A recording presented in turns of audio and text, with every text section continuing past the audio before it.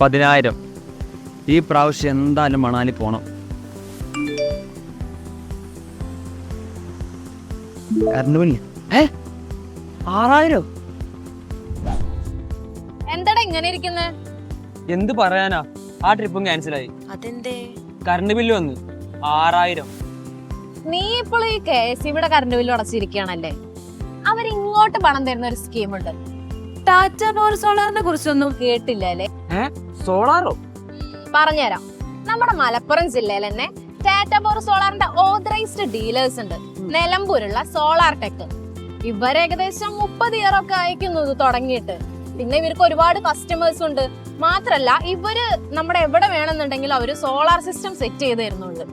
ഈ സോളാർ എന്ന് പറഞ്ഞ ഇച്ചിരി ചടങ്ങല്ലേ? ഏയ്, ആര് പറഞ്ഞു? എടോ, ഞാൻ 6 കൊല്ലായിട്ട് ഇവരുടെ കസ്റ്റമർ ആണ്. പിന്നെ ക്യാഷിനെ കുറിച്ച് നമ്മൾ പേടിക്കേണ്ട ഒരു കാര്യമില്ല. കാരണം ബാങ്ക് നമുക്ക് വായ്പ കിട്ടുന്നുണ്ട്. ഇനിയിപ്പോ 7% ഡിമിനിഷിംഗ് ഇൻട്രസ്റ്റോടെ ഇവര് സെക്യൂരിറ്റി ഡെപ്പോസിറ്റ് ഒന്നും ഇല്ലാണ്ട് തന്നെ 10 വർഷത്തെ തിരിച്ചടവ് കാലാവധിയോടെ നമുക്ക് ലോൺ തരുന്നുണ്ട്. പിന്നെ കറണ്ട് ബില്ല് തുക വായ്പയായിട്ട് ബാങ്കിലേക്ക് തിരിച്ചടച്ച് 5 വർഷം കൊണ്ട് തന്നെ നമുക്ക് വായ്പയും തിരിച്ചടയ്ക്കാം. ഈ സോളാർ പവറിനൊക്കെ ഉണ്ടല്ലോ 25 വർഷം വരെയാണ് പ്രൊഡക്ടിവിറ്റി വരുന്നത്. അപ്പോ ഇവരാണെന്നുണ്ടെങ്കിൽ നമുക്ക് ഇനി 25ാമത്തെ വർഷത്തിൽ എന്തെങ്കിലും ആവശ്യം വന്നു കഴിഞ്ഞാൽ പോലും ഇവര് 100% സർവീസ് നമുക്ക് തരും.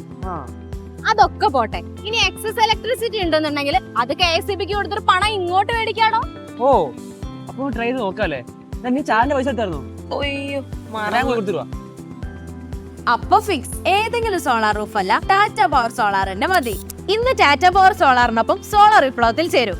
സുസ്ഥിര ഊർജ്ജം ഉപയോഗിച്ച് നിങ്ങളുടെ ഭാവി ശക്തിപ്പെടുത്തും. ഇപ്പോൾ തന്നെ ഞങ്ങളെ ബന്ധപ്പെടും, മാറ്റത്തിന്റെ ഭാഗമാവും.